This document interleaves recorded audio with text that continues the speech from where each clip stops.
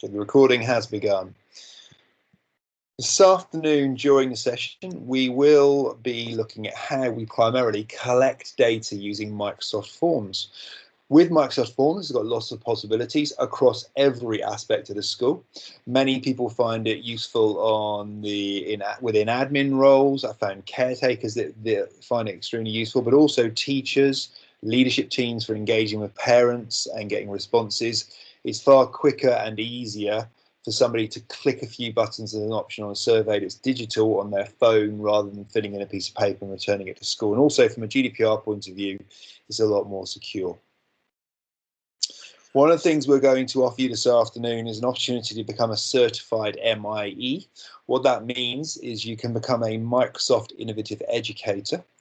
If you haven't done so already, you can sign up with an account at the Microsoft Education Center.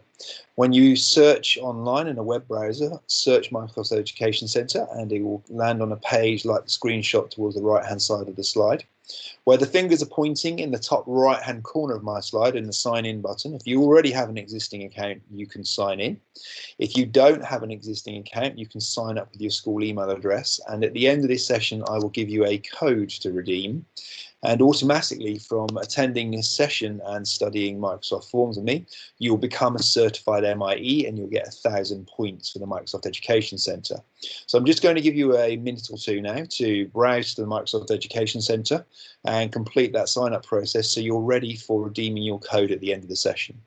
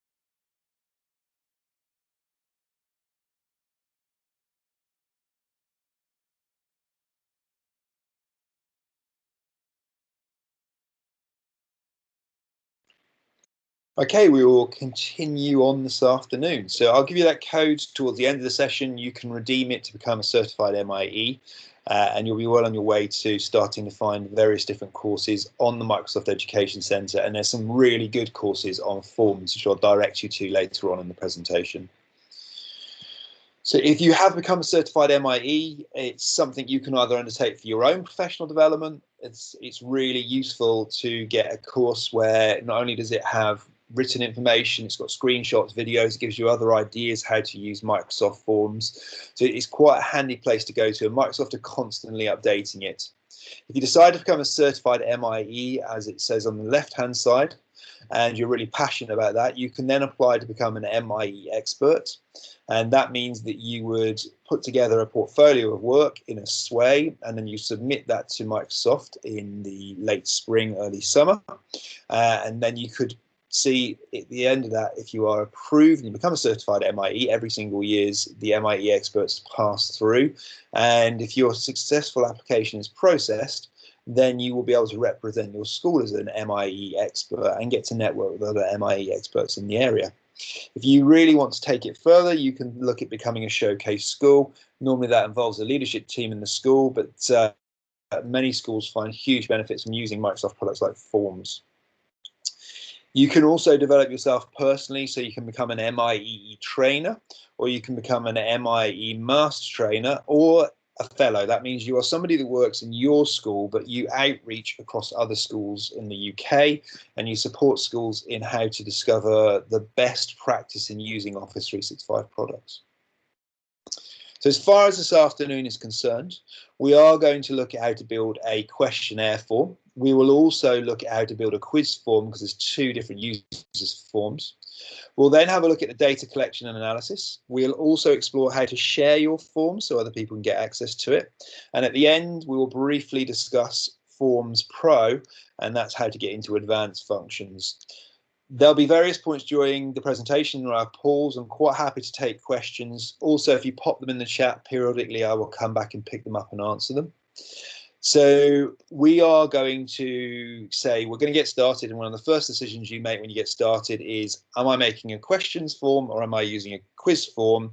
And then how do I build it and put it together? But then once I've built it, I'm going to have data collected in it because I'm going to share it with somebody, and I want to know how to get that out.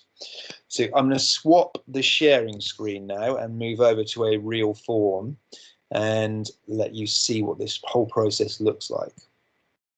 If anybody does have any uses and they've been using forms already in their school, please feel free to share them. It's really good to celebrate the success that different people are having. But if you're new to this for the first time, we will also cover all of the basics. So when you log into Office 365, you go to office.com, or you can search for Office 365 login. You will need to be using the web version. There isn't a desktop version of Forms, and in the future, Office 365 is going to work more from the web browser than it will the desktop installed software. And some of the other sessions that we're going to have around other products like Sway will also be a web-based product. So Microsoft Forms is here, and you can either get it from the app launcher in the top left-hand corner, and in here are all your Office 365 apps, including your Outlook you might use for email. If you can't see it in your list there, because I've moved mine as what's called a pinned application, you can go to all apps at the bottom and then just scroll down in alphabetical order and you'll find Forms there. So it's up there in the app launcher. Also, if this is your landing page, you will find Forms in all of the apps that are organized vertically. They're the ones that you've got pinned, so it'll be somewhere down the bottom there. Or if you can't remember, it's all apps from there. When you press Forms, it will open up as another tab in your web browser. It works perfectly well in most common web browsers. So if you've got the new version of Edge, that's the version with an E and a turquoise blue E rather than solid blue E. It works really well in there. The old Edge browser will gradually be phased out, so you need to make sure you get a new copy from your IT administrator, or you can use Google Chrome. It works really well in there. If you're working on an Apple computer in your school, it works perfectly well in Safari as well.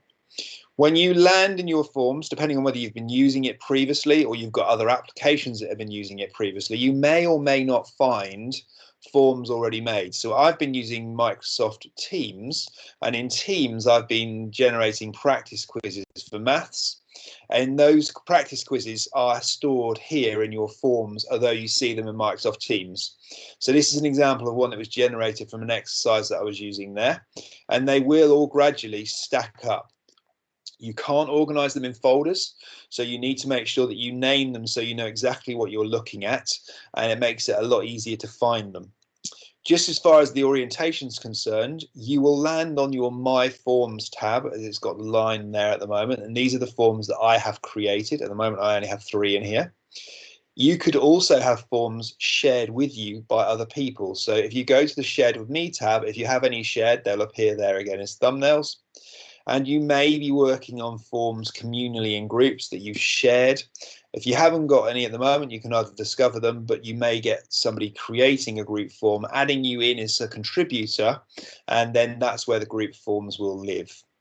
If you want to make a new form, it's either new form here or new quiz there. and we will have a look at some that I've made in previous sessions, but we'll go and have a look first of all at making a new form. So the new form would be what you would use for data collection, whether you're surveying parents, you're polling pupils to get an idea about what they feel. I've seen everything from school councils and pupil groups right the way through to staff find really good uses for forms. In lessons as well, you can use forms for data collection for subjects like maths and science, and then it means that you haven't got to worry about recording it all on paper. It comes into the form and you can export it in other formats. So if we go into make a new form, the first thing you're going to need to decide on is, so I'm going to say demo question form. And you can give everything a description as well. It helps for people coming to the form to understand what the description is and why they're looking at it and why they've been asked to complete it. You can make it look better by inserting images. Images can be obtained directly from forms. You don't need to go anywhere. There's a search engine built in. So if I was going to say this is about parents, I can click parents and that will come parents. So I might have these couple of angry looking parents here, and I'll press add. And then it's straight away into my form. I don't need to have to worry about uploading it from my computer. And the form will auto adjust for you on the arrangement you'd like. So that's my header built. One of the other features that you can quickly change is you can apply themes. At the moment, it's the default green theme, and you'll get that every time you make a form.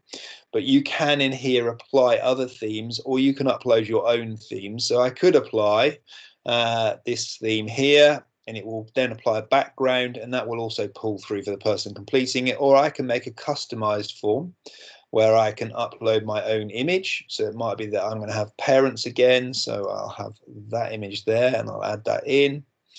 And I also could have a customized color. And if you've got a customized theme, it then means that when you click out of it, there is the picture in the background.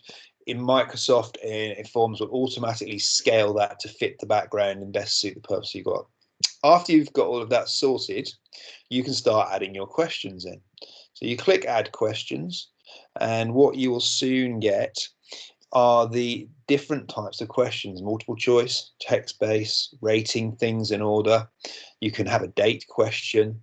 And in here, the drop down arrow, you can rank things. You've got a liker, which is more like a grid with radial buttons that you click.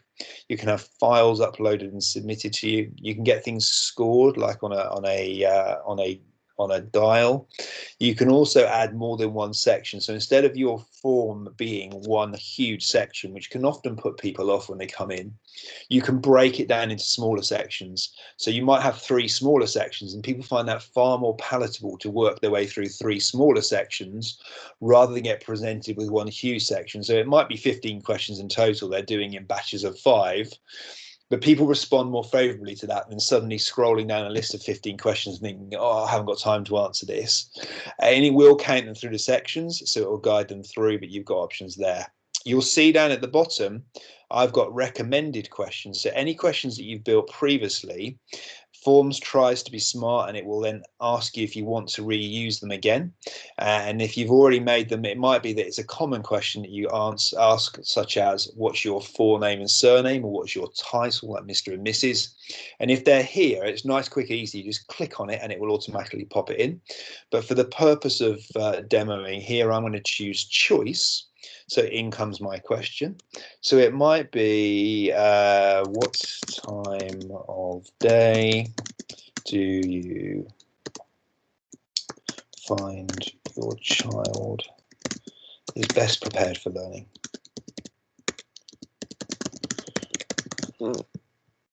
And the question's there at the top. We're ready to go. Just like at the beginning, you can put another picture in there. So sometimes you may ask a question. The question relates to the picture you've popped in, and that's entirely relevant on occasions, or you may do it just to illustrate something. But now you've got to choose the options. So I'm going to say morning, afternoon, and I'm going to add another option in here, and it will start to make suggestions based on your previous choices. So I could press add option and type it in, but evening's there already. So all I need to do is click the evening button, and it will pop it in. And you can get lots more options there, or you can press add option. If you want to get rid of something, it's press the bin by the side. Or you can add the other option. The other option allows people to add their own one in. Sometimes that makes analysis of data more complex because you're not quite sure what you're going to get, and you might have a different other option answer from all of the different parents, which makes it quite complicated. So sometimes other is useful and other times it's an absolute hindrance. So if you just decide which way you'd like to go with it, if you don't want it there, you can get rid of it at the same time. You can allow people just to have one answer, and that's what it is by default. So people have to choose one of them. Or you could say, well, do you know what? There may be more than one time a day when, in this instance, the pupil is best prepared for learning. So we can allow people to choose multiple answers. So then they could tick 2 boxes at the same time, or all 3 even, rather than just a single box. You have the other option here to force people to answer the question before they can move on or submit their section. So if you slide the required button across, it means they absolutely have to answer that question before they submit the form or move into the next section. You also need to get used to the ellipses down the bottom, the dot, dot, dots. They always hide further options. So you can shuffle, and the shuffle options will mean that these appear in different orders. It's useful if you're doing this in class with pupils, because it means if they look across someone else's shoulder, they don't often see the same answers in the same order. But if you're doing it with parents, there may be no reason to apply that. You can have a subtitle up here at the top, and then that subtitle can be used to further explain the question, or maybe you can pop in there a link to a website that gives people additional information. So you may have a subtitle, you may not have a subtitle. That entirely depends on the type of question and the audience that it's intended for. And then down here, you can add an option to go to next or end of form to skip forwards. So you've got what's called branching options. So it can say go to next question, and it can logically progress, or you can have it skip to another question. And I'll show you that in a bit more detail in the pre-built version. You start to build up your form in exactly that way. And then when you're ready to ask another question, you can press add new, and you'll get the choice to add another question, or you could add another section. So if you add in another section, here is section 1. So section 1 may end up having a title of its own and a description. And then you could have a section 2, and you could start to add further questions in section 2. So in there might be a text-based question. And then that breaks it into 2 smaller bite-sized chunks rather than it being in one whole questionnaire. Once you've shared it with parents, which I'll show you how to do in just a moment, you can then get your responses collated here, and I'll show you an example of one that's got responses in, and you can export your data out to Excel for further analysis. Well, that's all well and good, you might say, but this is the build view, and this is how you would see it. This isn't how the people would see it at the end. So if you go to the preview option at the top, this will be then how it is perceived by people when you send it to them. This is what they would see. You've got 2 options for viewing, either on a computer, and that's whether it's a Windows computer, an Apple computer, a Chromebook. They all work the same if they're going to be in a web browser, and this is how they would see it, and then they would go on to the next section. That would take them to section 2. But it also scales and adjusts automatically for mobile devices like tablets and mobile phones, and you can view it like that. So if you click the mobile option, this is how it would appear on a mobile device. And in Microsoft have already taken care of that for you. They will also adjust the content so it fits the screen.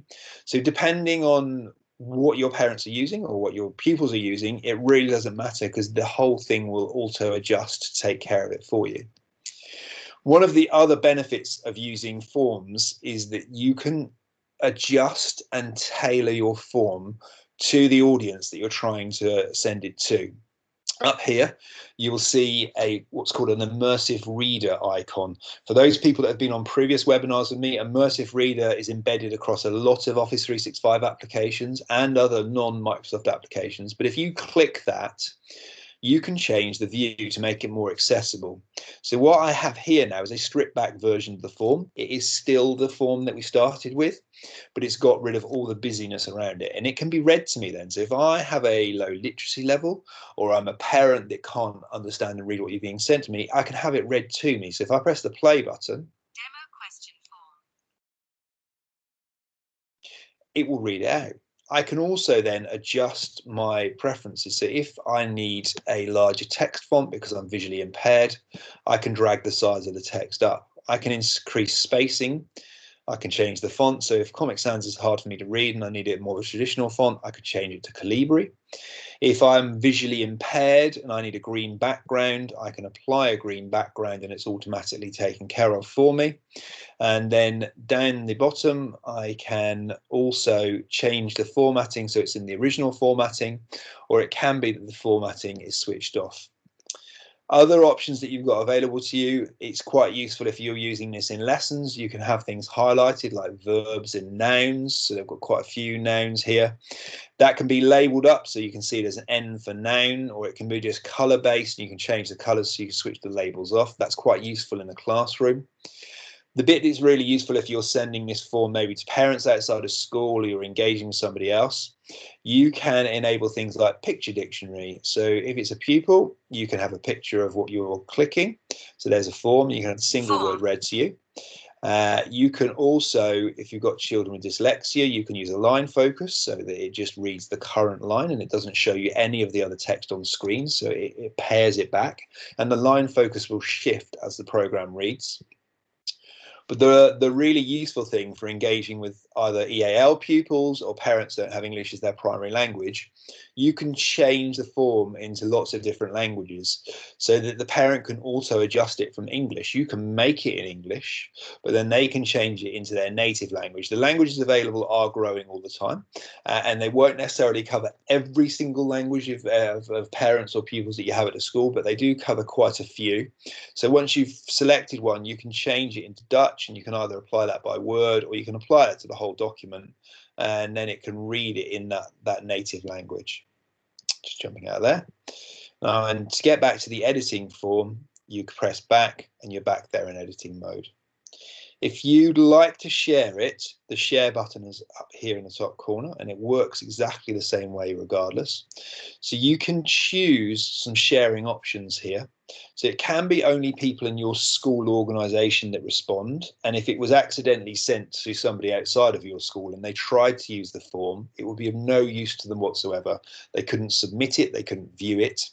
But if you know that you need to get it to people that are not within your school and don't have a school email address, you change it to anyone with this link can respond.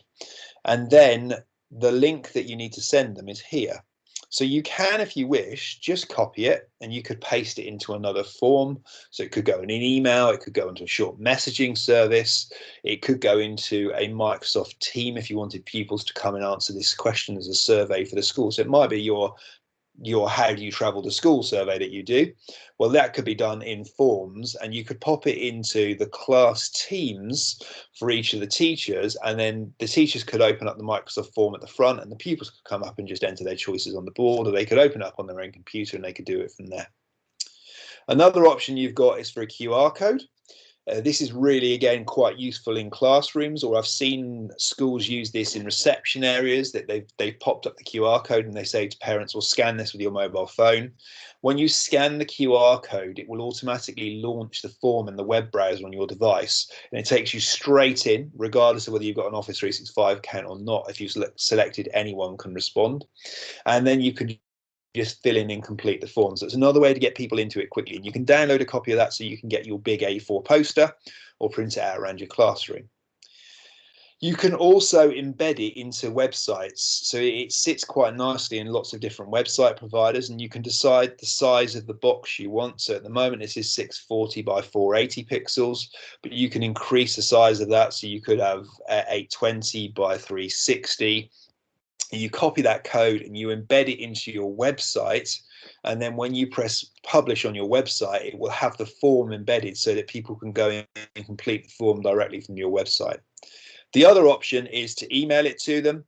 If you're going to email it, it's only email one-to-one, so that it will open up your native email browser, whether that's Outlook desktop or Outlook in the web app, and then you can send it as a one-to-one. But really, it's not a great deal of use if you're going to start sending en masse. If you're going to send en masse, then it's better to use the copy link and send an email with the link in the single email to all those parents, being careful to put them in the BCC field so they can't see each other's email addresses. You could also get your form as a template. So if you know another member of staff in the school's trying to produce something similar, you can say get a template link and copy that and send it to a colleague. And then what they will get is a carbon copy of your form that they can adjust further still. Wouldn't tamper with your original copy, but it saves them wasting time reinventing the wheel.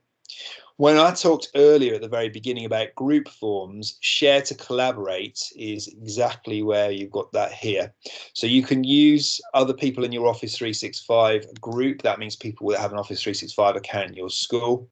Or you can say people in my organization or specific people in my organization, so you can limit it. Or you could just send a copy link. But once they click that, it would then appear in their forms that are shared with them, or the group forms if you're setting this up as a group.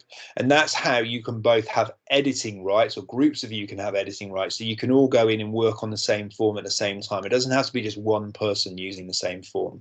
So there's quite a few different options there for sharing the form, and it works the same whether it's a quiz or a form.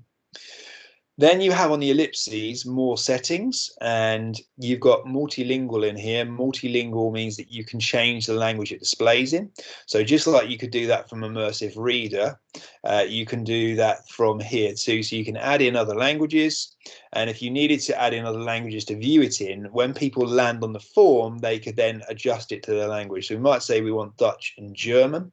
So there's our Dutch and German. We might say also we like French. We've got French in here. Now we've got Filipino. Let's say we'll have Latvian. So we've got the option of Dutch and Latvian because they're the languages in my area. So that's ready there for my multilingual options. I've also got the ability to print the form out if I wish to print the form, and that will automatically preview for your local printer what it looks like, and it will print it out as a PDF or print it out in a paper form. It's of limited use, but if you're someone who likes to see things on paper, you can get a printed version of that, and then you just come back out of that printed version. You can also go into settings over here, and then here are the final set of options about people that can respond. So you've got your anyone can respond with the links. We chose that in the other share links, but you can change it again from there. Options, we are accepting responses at the moment, but we could have a start date when we're allowing people to submit answers into our form. You could also have an end date as well, so that can be there. You can have an option to shuffle questions. You can also show a progress bar. So if you had 3 sections, it would say section 1 of 3, section 2 of 3, and section 3 of 3. So that can go on. You can also have a customizable thank you message for when people have submitted your form. And it just allows them to know that you've received it and you'll come back to them. So that option is in there if you'd like to have that. You could also get email notifications each time somebody submits a response, so you don't have to keep coming in and checking it, and that will email you to say that that person has submitted it. If you're selecting internal only, you can also email respondents. So if it's staff and pupils, it will then email them. So if I went back and previewed that again, the difference I've got now up here is I've got the drop down button. So instead of United Kingdom English, I could swap that into Dutch. And then over here, it starts to swap over the writing into Dutch, or it will swap into Latvian. So you will get it swapped over. The other ways of looking at it is to use a quiz. But before we just go into quiz, I'm going to branch over from demo question into the example questions I've got for you here. So this is one that I prepared previously. This is really just to show you the different question types. So here I've enabled my different languages. So that you've got multiple choice questions, and here is my progress bar. So in my multiple choice questions, I've got my Immersive Reader option there to read the question, and it's going to ask me if I'm a morning or an afternoon person. I'm going to select afternoon. And then I've got what's called a branching option here, and I'll show you how it builds on the editing side. But depending on what I answer, whether it's going to be morning or afternoon, question 2 changes. So if I select morning, it says, please explain why you're a morning person. And that's an example of a text-based response.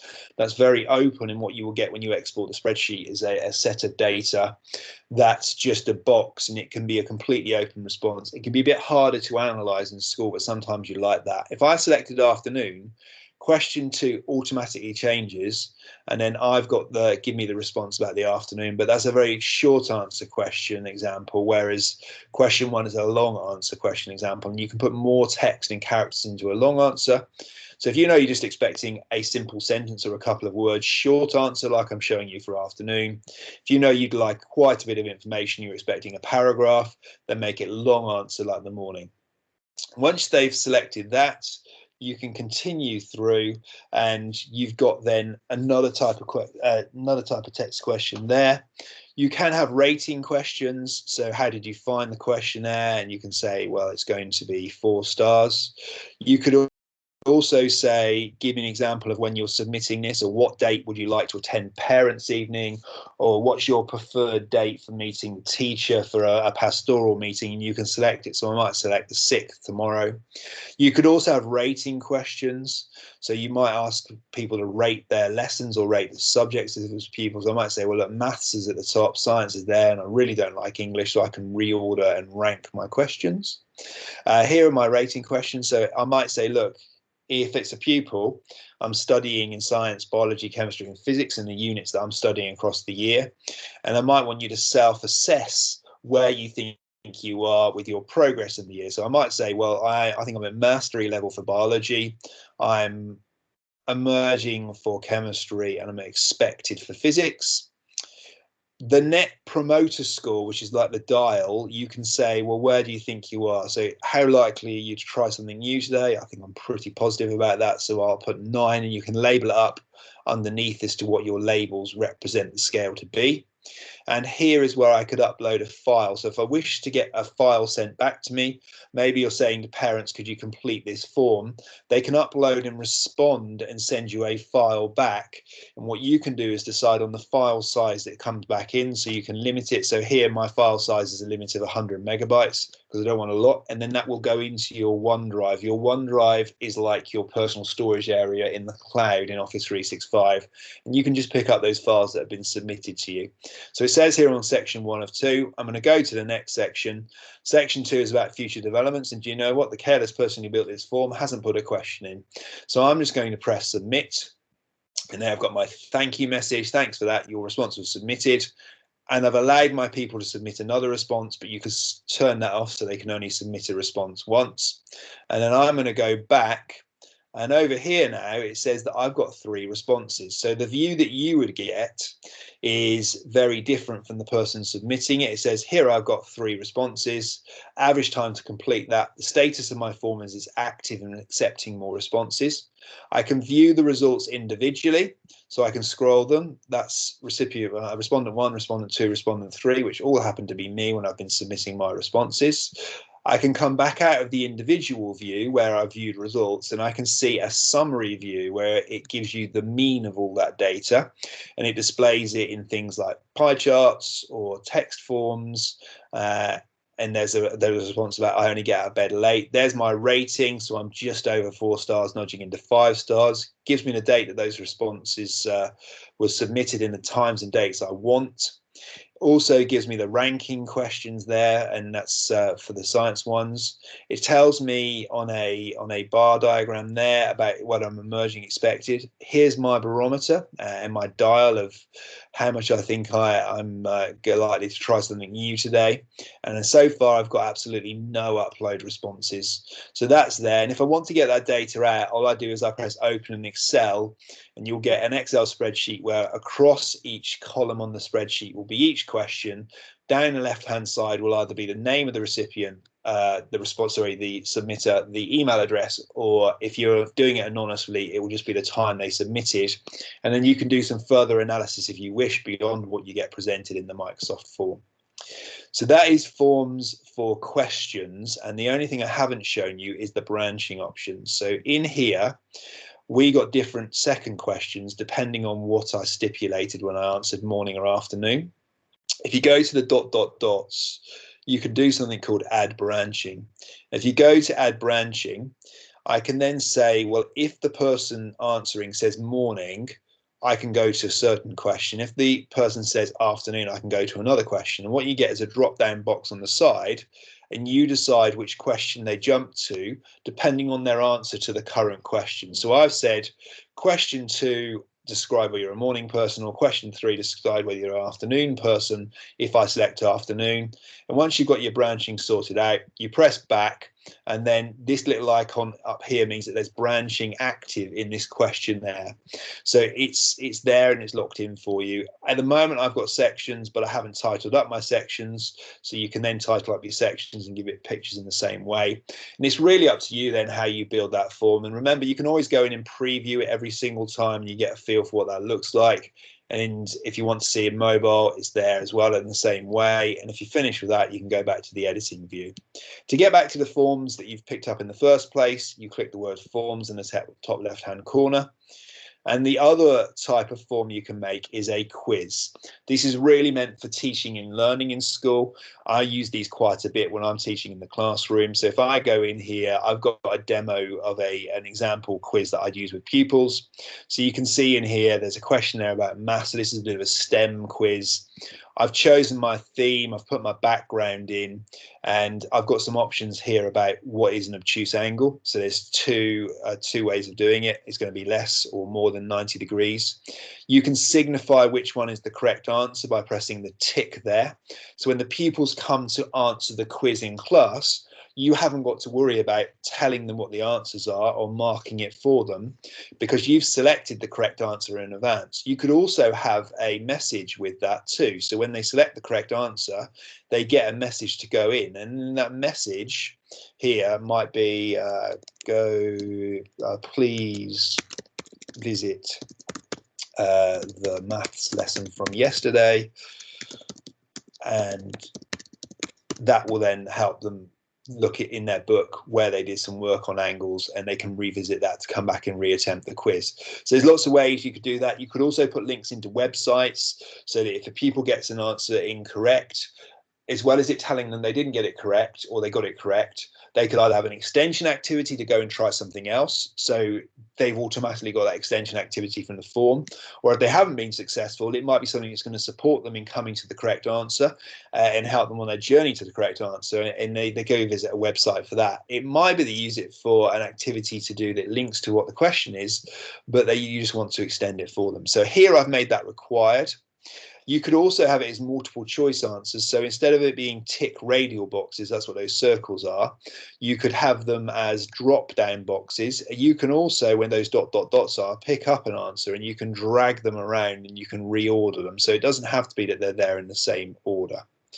If you click on the ellipses on the side, the shuffle options are really useful here. So if you've got people sat on desks in rows, and as they currently are at the moment in bubbles with COVID, they're often in very rigid rows and set places unless you are moving them around, and they're looking over each other's shoulders, you may not want these answers appearing in the same order, so it makes it more difficult for them to look over and peruse somebody else's answers. So if you go shuffle options, you can shuffle the order that these questions and answers appear in, and then that makes it more of a unique experience for pupils and gives you a better idea as a thermometer in class of how secure the learning is, for instance. Just as before, you can add subtitles and you can add branching, and that works in exactly the same way. Second question here, I've added in a picture. You've got a zoom grid for seeing how close in the picture is, but this is a coding question, so it might be, can you explain this algorithm? So if I preview this quiz, I obviously need to sort out my picture there because now I can only see a tiny bit of the algorithm. So I go back out, go back into question 2. I might want to expand my area, so I'm going to drag that out there. I'm going to drag that out to the side and see if I can make my picture bigger. If the picture just doesn't fit, it may be that I need to go and get another picture. So it's a bad example. I need something that's lower resolution, higher resolution, so they can see the whole algorithm there. And they can then answer that question. That's an example of a text-based question. And then down here, this is a reordering question. So they might be reordering what happens in a science experiment when you go from a block of ice and you're heating that up and you're going to turn it into steam, and they have to go through the different energy transfers of melting, boiling, evaporation, and then condensation at the end. So as a pupil, when I came in to do that, I've got my Immersive Reader and I've got it at the top. I've got it on my questions as well, so I can have each question read to me. And then I can go through and I've shuffled my questions here. So questions 2 and 3 swap round. And then I submit it at the end as to what my answers are. And then as a class teacher, I can go back in, I could look at the responses over here if I had any, and I haven't submitted any in this one, and I can look at them online, or if I wanted to do some more analysis to identify, do I need to go back and revisit this? Have I got a gap in the pupil's learning? Have I got a clear intervention group? Because I could review the answers individually by pupil, or I could look at the scores, or I can look at an overall summary, and it just gives me an idea of do I need to revisit this again? Is learning insecure? Can we progress to the next thing? Do I need to go back and reteach something? Pupils tend to respond really well to this. They like these quick quizzes. As normally gets asked, there aren't any forms that you can go and pick up from a library somewhere. So if you're making a form and you know maybe your maths coordinator or something in your school and you've made a really good form, that's why you've got the options in here to share forms. So you can copy it and give it to somebody else. You could also move it to somewhere else. You can delete it from here. But when you've got the option in here, you can share, and you could add a colleague in as a collaborator, or you can share the template. And if you've made that form, the last thing you want is for somebody else to waste their time making the same thing again. So share the template across, and then it will appear in their shared with me forms, or if they've been added as a group collaborator, it'll be in the group forms there. As far as getting you familiar with the beginning of Microsoft Forms this afternoon, that is the basics. But the last thing that I was going to cover is there is a version of Forms if you subscribe to a different level of licensing in Office 365 called Forms Pro. And Forms Pro has further options for questions. It allows you to do more in the flow of the form. But what it also allows you is to link Microsoft Forms into other products to get the data to transfer. So it's sometimes a question that I get is, well, could I get the data in Microsoft Forms to transfer out to another program? I don't know, to come into an email, to send me an email form, or could I get it to automatically go to a Word document? You can put the link into a Word document to pick it up with the basic Forms version. But if you want to do those more advanced functions, that's where Forms Pro comes in. Or also in here where we've got questions. Let's go back into my example version. The branching can be more complex. Instead of it just branching to a question, it can branch out to another program, or it can spawn another option within Office 365. So if you think you've mastered the basic version of Forms, there is an upgrade license for Forms Pro, but we aren't going to labour that this afternoon. But just to let you know, there is more functionality in another version, but the basic version that we've got here this afternoon, those are the common ways that you can use it. Just going to swap back over, but before I do, are there any questions from anybody in the meeting or in the training session? Anything that you've got regarding how the forms works, or anything that you've got that you've been using in your school that you think would be useful to share with anybody else? You can either pop a question into the chat, or you can just unmute and talk to me.